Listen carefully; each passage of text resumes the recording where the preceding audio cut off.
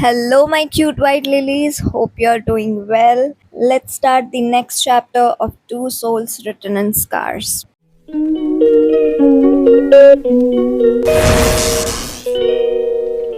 Akshar and Trishvika were now returning to the mansion.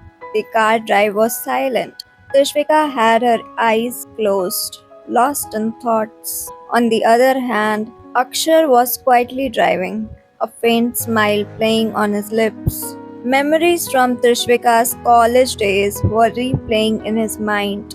He had attended her freshers party. She looked so beautiful that day in her beige dress.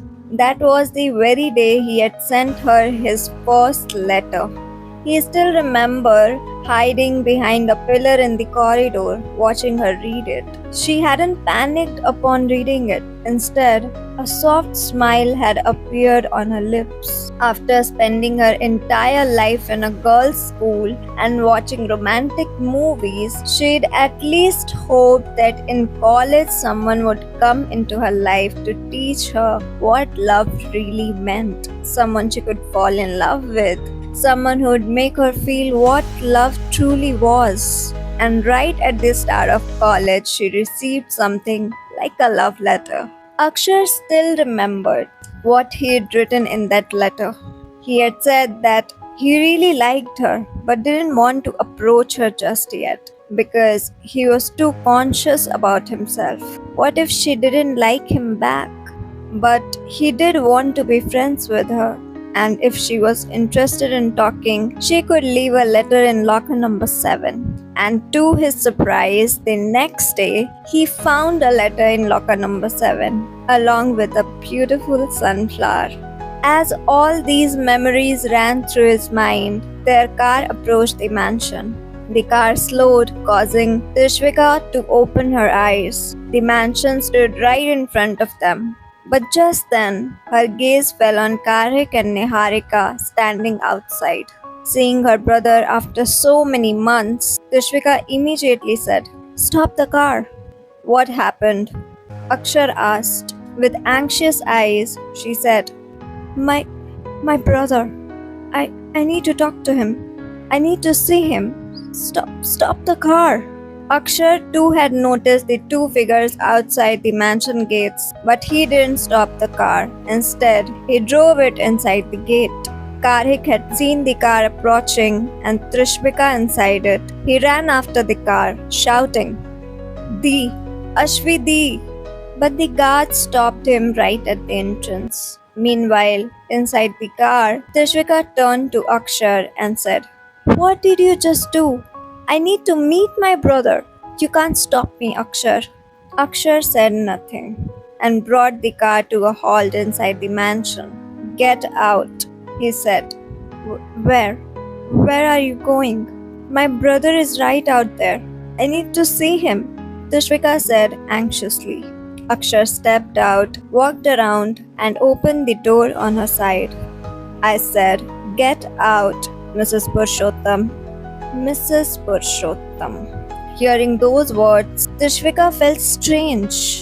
Did she like it? She couldn't say, but she definitely didn't hate it. Angrily, she said, "I'm not getting out unless you let me see my brother. Do you understand?"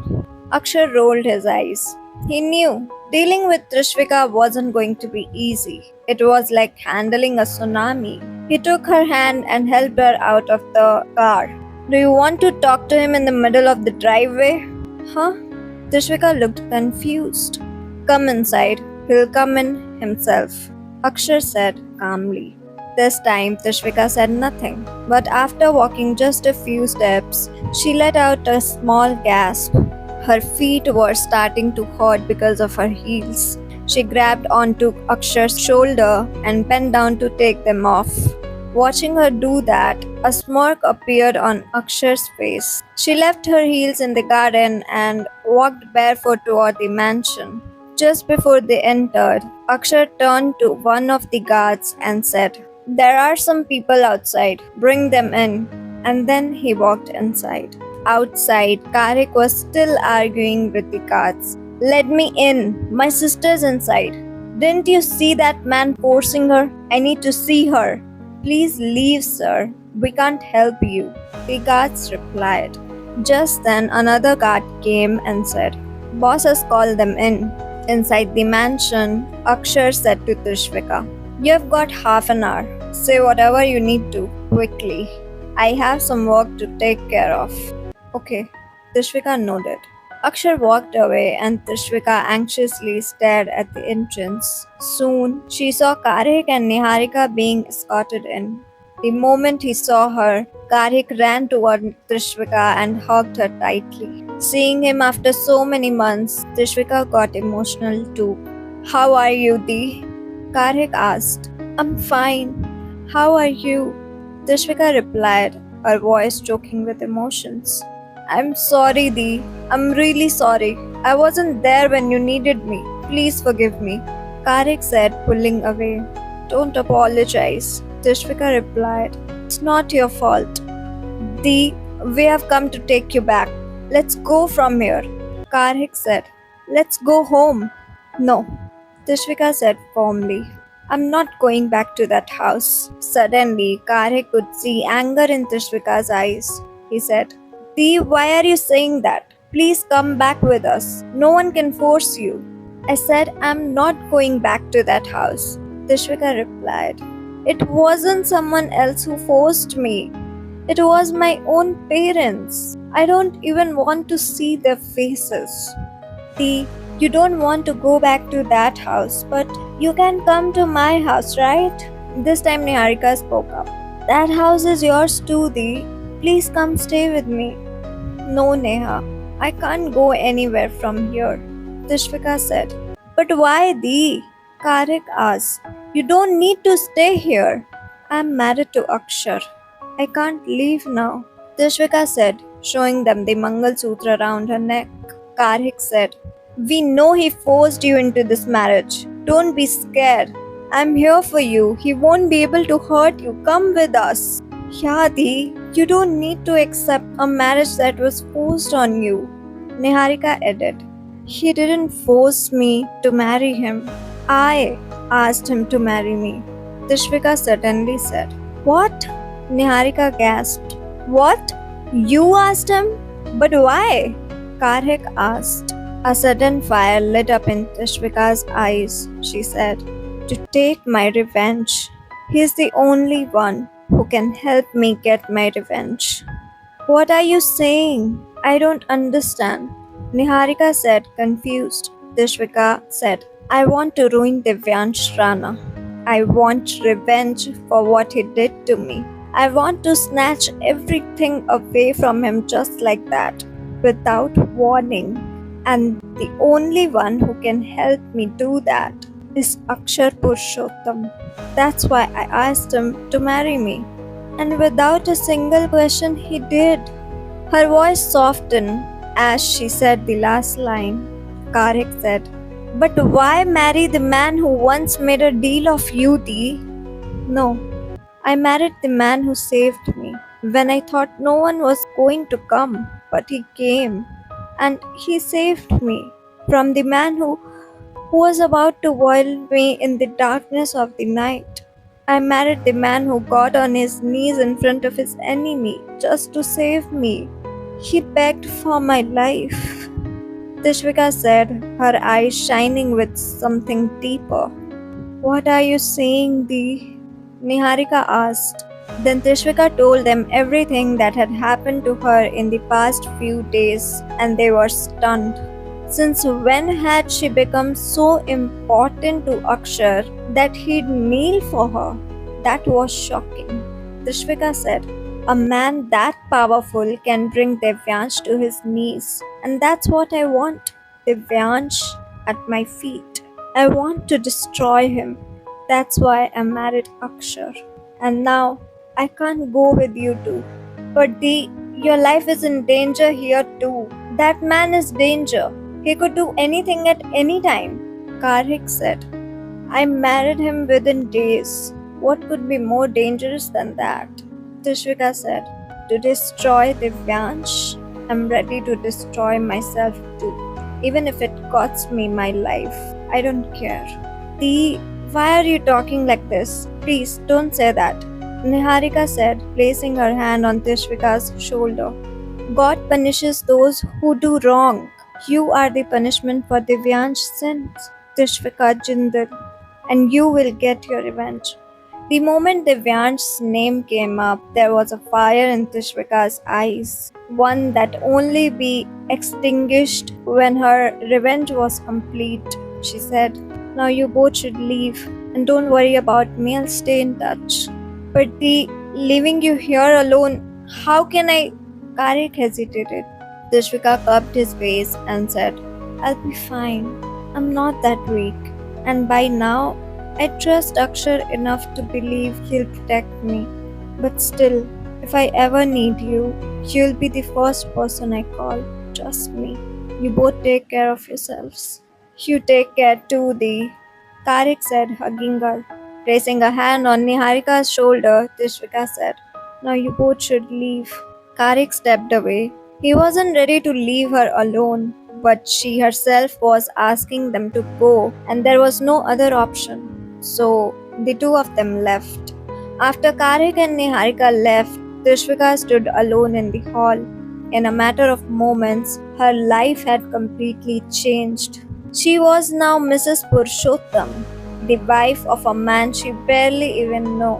She didn't know if he had any family, what he liked or disliked, what work he did. She knew nothing about him except his name.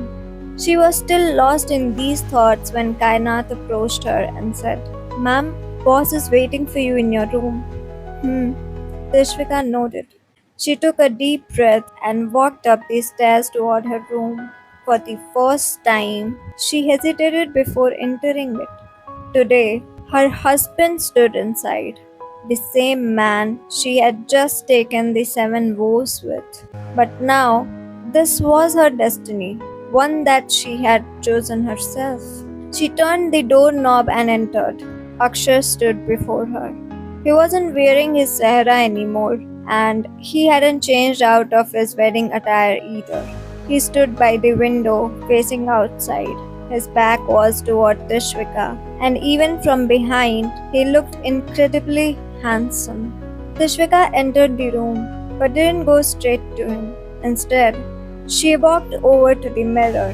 The jewelry and the heavy lehenga were now starting to exhaust her. One by one, she removed the necklace from her neck, the mang tika from her forehead, the jhumkas from her ears, and started to feel a bit lighter. She walked over and stood beside Akshar. Through the window, a large garden was visible. The weather had worsened. Strong winds had picked up. It looked like a storm, and heavy rains were just moments away. But the storm outside was nothing compared to the one raging inside Tishvika. "Looks like a storm is coming," she said, gazing out. Akshar didn't turn to her. "Heavy rain too, maybe even lightning. But there's already a much bigger storm inside my life," Tishvika said with a bitter smile. "And the funny thing is, I still can't believe that in the middle of this storm, you are the only one standing beside me, only to witness you become the queen of thunder, wife." Akshar finally turned his eyes toward her. At this moment, Tishvika wore only 2 ornaments, a nose ring and the Mangal Sutra around her neck, etched with Akshar's name. The bright vermilion in her parting of her hair declared her a married woman. She hadn't wiped off the vermilion on her nose, and because of that, her face was glowing even more in that moment. Right now, she looked nothing short of a goddess, like Durga herself. Hearing Akshar's words, Tishvika looked at him. He continued, "The storm has already arrived in your life. You can't go back to what it used to be. Now it's up to you, whether you want to defeat this storm or learn to live with it." His eyes deepened as he added, "And I don't think my wife is weak." Hearing this, Tishvika's bitter smile twisted into a dangerous smirk. She knew what she had to do now. She turned her face back toward the garden. Seeing her smile, a proud grin appeared on Akshar's face. As he turned to leave, he said, "Change and get some sleep. I'll see you in a while." Tishvika simply nodded. Akshar walked out.